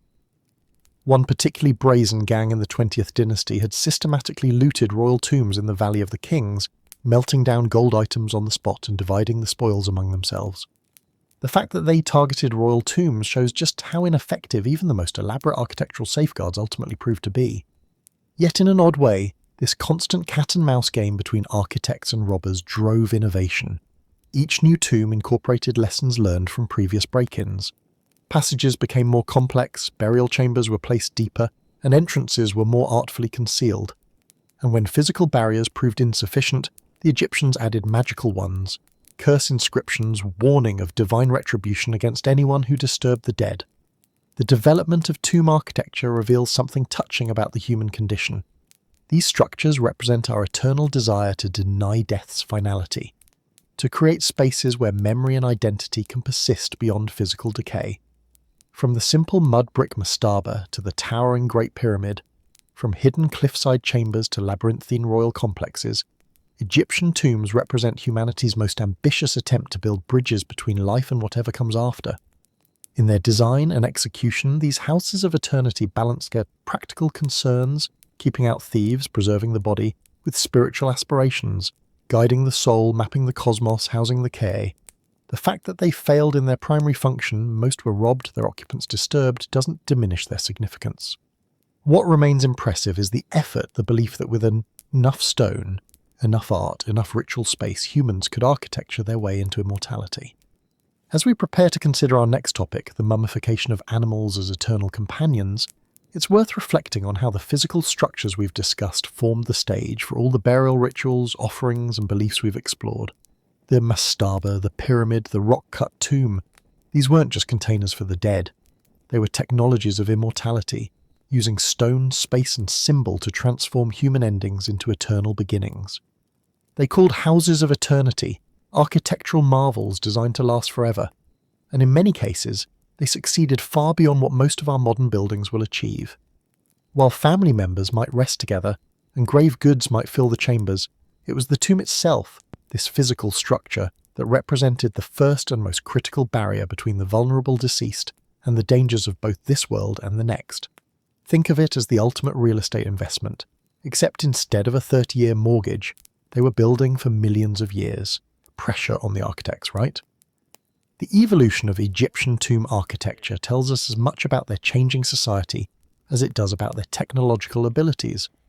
In the earliest dynasties, around 3100 BCE, Egyptian elites were buried in simple rectangular mud brick structures called mastabas. Picture a flat-roofed building with sloping sides, kind of like a truncated pyramid. Inside these mastabas, a deep shaft led down to a burial chamber, while above ground, a small chapel allowed family members to leave offerings. The mastaba design revealed something fundamentally important about Egyptian burial philosophy. This separation between the hidden, protected burial chamber and the accessible offering space. It's a division we'll see repeated in even the grandest pyramids. The body needed absolute protection, but the soul needed regular interaction with the living. Architecture had to serve both purposes. And then, around 2630 BCE, something revolutionary happened. A brilliant architect named Imhotep, working for King Djoser, had an inspired idea. What if we stacked mastabs on top of each other, each one smaller than the one below? The result was the Step Pyramid at Saqqara, the world's first monumental stone building, and the grandfather of all pyramids to come. Standing about 203 feet tall with 6 distinct layers, it was like nothing the world had ever seen. Can you imagine being a simple farmer, living in a mud brick hut, looking up to see this massive stone structure reaching toward the heavens? It must have seemed like the gods themselves had built it. But the Egyptians were just getting started. Over the next century, through trial and error, including some spectacular architectural failures like the collapsed pyramid at Maydam, they perfected the true smooth-sided pyramid.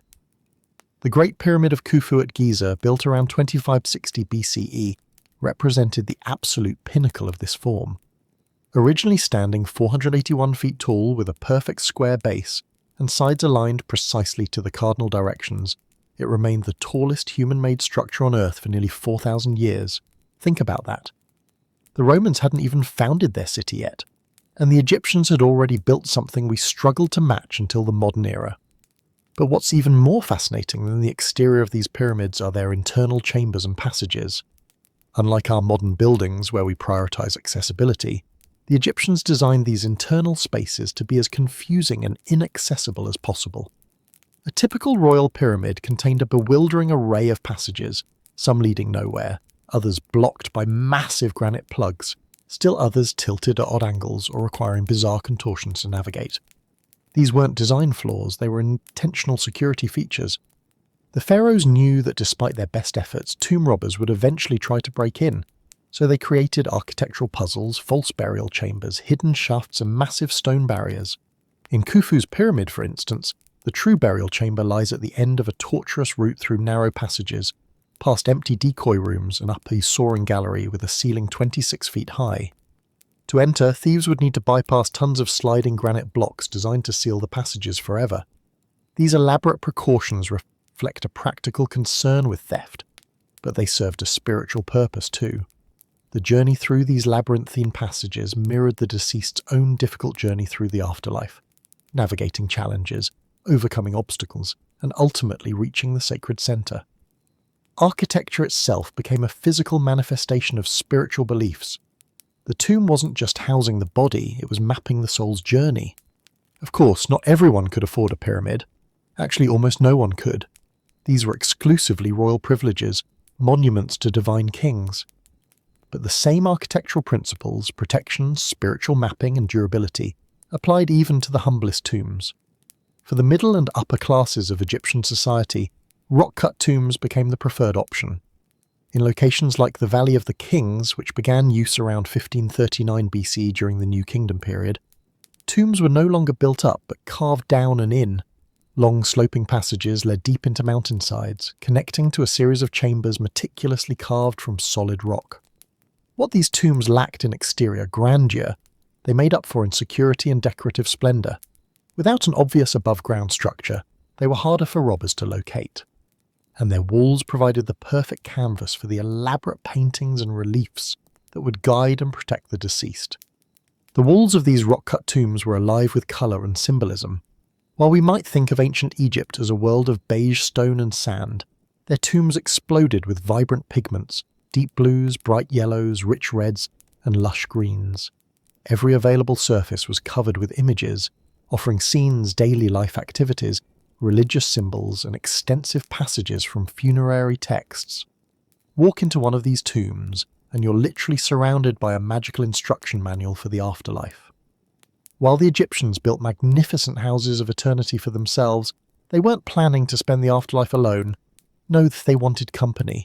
Not just family members, but beloved animal companions and divine guardians. From the majestic temples of Karnak to the dusty tombs of commoners, animals were mummified by the millions, wrapped in linen, adorned with paint, and sent to eternity alongside their human counterparts. The practice of animal mummification wasn't just an extension of human burial. It was a ritual with its own sacred significance, a connection between mortals and gods that transcended death itself.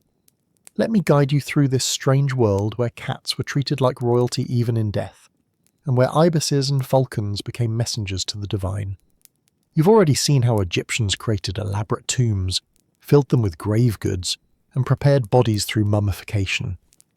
But animals, that's where things get truly fascinating. Imagine a temple priest carefully wrapping a small bird, a bronze statue of a god nestled beside it, all to carry a prayer to the afterlife. This wasn't just superstition, it was connection, devotion, transformed into linen and resin. The most famous animal mummies were cats, sleek, mysterious creatures that prowled temple grounds and were associated with the goddess Bastet. These weren't just any cats, these were living incarnations of divine energy.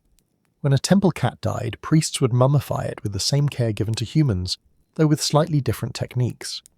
The body would be dried with natron, that same salt mixture used for human mummification, then carefully wrapped in linen bandages painted with intricate eyes or patterns.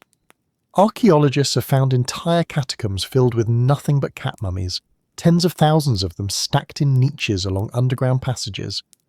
At Saqqara, the same place where the first pyramids rose from the desert, over 300,000 cat mummies were discovered in a single burial ground. Think about that. Not dozens, not hundreds, but hundreds of thousands of carefully prepared feline bodies, each representing a prayer, an offering, a connection to Bastet. But cats were just the beginning. Ibises, those elegant birds with long curved beaks, were mummified by the millions, and I do mean millions. At the necropolis of Tuna El Gabel, archaeologists discovered over 4 million ibis mummies in a single complex. These birds were sacred to Thoth, god of wisdom and writing. By mummifying an ibis and leaving it as an offering, an ancient Egyptian believed they could send a prayer directly to Thoth himself. Imagine being a priest responsible for these birds. You'd care for them in life, feed them in sacred enclosures, and when they died, you'd prepare them for eternity. Some temples even had breeding programs to maintain enough sacred birds for the constant demand for mummification. It wasn't just religion. It was an industry with embalmers, linen producers, and priests all playing their part. But the range of mummified animals extended far beyond cats and birds.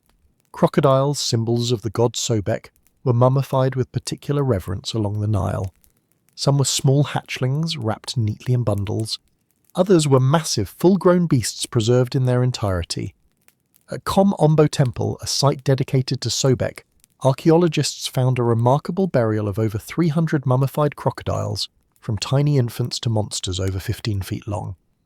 And you imagine the process of mummifying a full-grown crocodile. The strength needed to handle the body, the quantity of natron to dry it, the yards of linen to wrap it. These weren't simple tasks, but sacred duties undertaken with precision and reverence. The crocodile wasn't just an animal, it was Sobek incarnate, deserving of every care in death that would ease its journey into the next world. Dogs and jackals, associated with Anubis, the guide to the afterlife, received similar treatment. Their mummies have been found with particular care given to the wrappings around the head, sometimes shaped to emphasize the pointed ears and muzzle. Bulls, especially the Apis bulls of Memphis, were mummified with extraordinary pomp, their massive bodies preserved and placed in gigantic sarcophagi in the Serapeum, a vast underground complex at Saqqara. One Apis bull burial could involve more resources than a nobleman's funeral. Tons of natron, hundreds of yards of the finest linen, precious oils and resins, and a sarcophagus weighing dozens of tons. These weren't just animals, they were living gods walking among humans, and their passage to the afterlife had to reflect that divine status. But not all animal mummies contained complete animals. This is where things get a bit deceptive. CT scans of many animal mummies reveal something surprising. Sometimes there's just a feather, a few bones, or a partial animal inside all those wrappings. Were the ancient embalmers cutting corners? Perhaps, but there may be more to it. The symbolic presence of the animal, just a part representing the whole, might have been enough to carry the prayer or offering to the appropriate deity. Some animal mummies weren't offerings at all, but beloved pets sent to accompany their owners into the afterlife. A nobleman might have his favourite hunting dog mummified to join him in eternity. A young child might be buried with a mummified gazelle or monkey. These companions weren't messages to the gods, but genuine expressions of affection, ensuring that the bond between human and animal wouldn't be broken even by death. Imagine a young prince, perhaps, who had a beloved monkey, a rare, exotic pet brought from lands far to the south. When the boy died, the monkey would be carefully prepared, wrapped, and placed in the tomb, ready to bring the same joy and companionship in the field of reeds as it had in the palace gardens. Death didn't end relationships in Egyptian thought. It transformed them, preserved them, made them eternal. What's particularly fascinating is how animal mummies connected to the divine and mundane worlds. Unlike human mummies, which were generally hidden away in sealed tombs, many animal mummies were meant to be seen. Pilgrims would travel to sacred sites like Saqqara or Abydos, purchase a mummified animal from temple priests, and leave it as an offering. It was rather like lighting a candle in a cathedral, but much more elaborate and permanent. These votive mummies created a physical connection between the worshipper and the god. You wouldn't just say a prayer, you would embody it in linen and natron, in sacred oils and carefully wrapped remains. Your devotion wasn't ephemeral words, but a tangible object that would last for eternity. How's that for making your mark on the universe? The scale of this practice is almost impossible to grasp. Millions upon millions of animals were bred, killed, mummified and buried over centuries.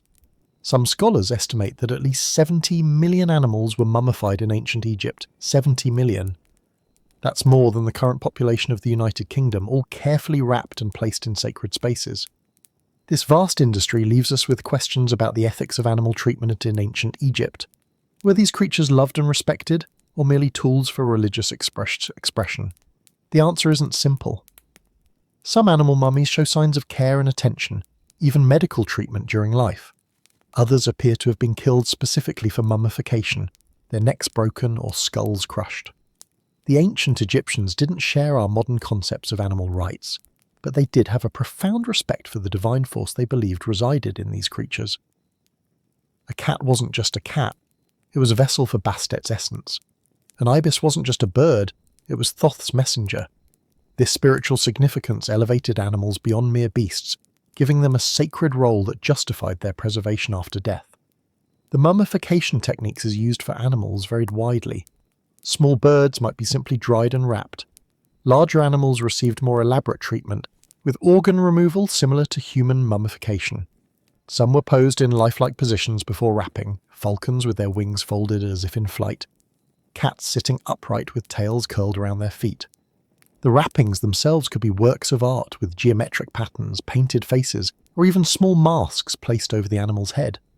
Some of the most beautiful examples come from the late period, around 730 BCE, when animal mummification reached its peak. Bronze cases shaped like cats, with delicate ears and whiskers. Falcon mummies with gilded masks, tiny shrouds painted with images of the gods. These weren't just preserved bodies, they were works of devotional art, meant to please both the gods and the humans who offered them. But like the great tombs we explored earlier, even these sacred animal burials weren't safe from robbery. Bronze cases were melted down. Valuable wrappings were stolen. Catacombs were looted for the oils and resins used in mummification. What was sacred to one generation became a resource to another. In the endless cycle of reverence and desecration that marks so much of archaeological history. Yet millions remained untouched, sleeping in their linen wrappings until archaeologists discovered them. Some were treated merely as curiosities. In the Victorian era, mummified cats were imported to England by the ton and ground up for fertilizer. Others were unwrapped at public events, entertainment for audiences fascinated by ancient Egypt, but blind to the spiritual significance of what they were witnessing. Today we treat these remains with more respect. Modern scanning techniques let us see inside without unwrapping, preserving these fragile time capsules while still learning their secrets. Each animal mummy is a window into ancient Egyptian spiritual life, a tangible connection to beliefs that shaped one of humanity's greatest civilizations. As we near the end of our journey through Egypt's burial practices, these animal mummies remind us of something profound. The Egyptians didn't see sharp divisions between human and animal, between living and dead, between physical and spiritual. All were part of a continuous spectrum, a great chain of being that stretched from the humblest insect to the greatest god. Their houses of eternity, those tombs we explored earlier with their false doors and star-painted ceilings, weren't meant to be lonely monuments. They were stages for an eternal drama, populated by family members, servants in the form of Ashabti figurines, and these animal companions. Each tomb was a microcosm, a complete world in miniature where life would continue in perfected form. So the next time you think of ancient Egyptian mummies, remember that it wasn't just pharaohs and nobles wrapped in linen for eternity. It was cats stretching in the sun of the afterlife, ibises taking flight in spiritual realms, crocodiles swimming in divine waters. In death as in life, the Egyptians shared their world with the animals they revered, feared, and loved, eternal companions on the greatest journey of all. And as the sand continues to shift across the ancient necropolises, who knows what other animal companions still wait to be discovered, still carrying their ancient messages to gods whose names are still whispered after thousands of years. In Egypt, even death had a heartbeat, wrapped in linen, preserved in natron, and waiting patiently for eternity. As our journey through ancient Egypt's most bizarre burial practices comes to an end, we've travelled from the embalming tables where bodies were transformed into eternal vessels to the sacred animal catacombs filled with millions of mummified companions. Each practice we've explored, strange as it may seem to modern eyes, formed part of a cohesive spiritual technology designed to transform death from an ending into a beginning. The Egyptians didn't just prepare for death, they engineered immortality through careful ritual. Mummification preserved the body, The Book of the Dead equipped the soul with knowledge. Funeral boats provided transportation. Death masks ensured recognition in the afterlife. The opening of the mouth ceremony reanimated the senses. Grave goods supplied eternal necessities. Family tombs reunited loved ones. Houses of eternity protected it all. And animal mummies, as we've just seen, provided companionship and divine connection on the eternal journey.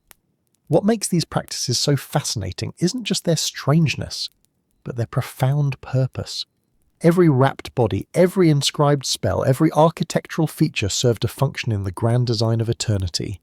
Nothing was arbitrary, nothing was merely decorative. The Egyptians approached death with a precision and purpose that transformed fear into certainty. Their influence echoes through time, shaping our modern imagination more than we might realize. From our fascination with pyramids to the mummy's curse in popular films, from museum exhibitions to our very concept of the afterlife, ancient Egyptian burial practices continue to haunt and inspire us thousands of years later. Perhaps what draws us to these practices isn't just their exotic nature, but a recognition of our own eternal questions. Like the Egyptians, we still wonder what waits beyond death. We still seek to memorialize those we've lost. We still hope, somehow, that something of us will endure. As you drift towards sleep tonight, perhaps you'll imagine those ancient embalmers working by lamplight, or priests chanting the opening of the mouth, or artisans painting vivid scenes on tomb walls, all participating in humanity's oldest and most persistent dream, that death is not the end, but a doorway to something more. Next time, we might explore the bizarre funeral customs of ancient China, or perhaps the Viking journey to Valhalla. Until then, may your dreams be peaceful, your sleep restful, and your journey through the night as smooth as a soul sailing on Ra's solar boat across the starry Egyptian sky.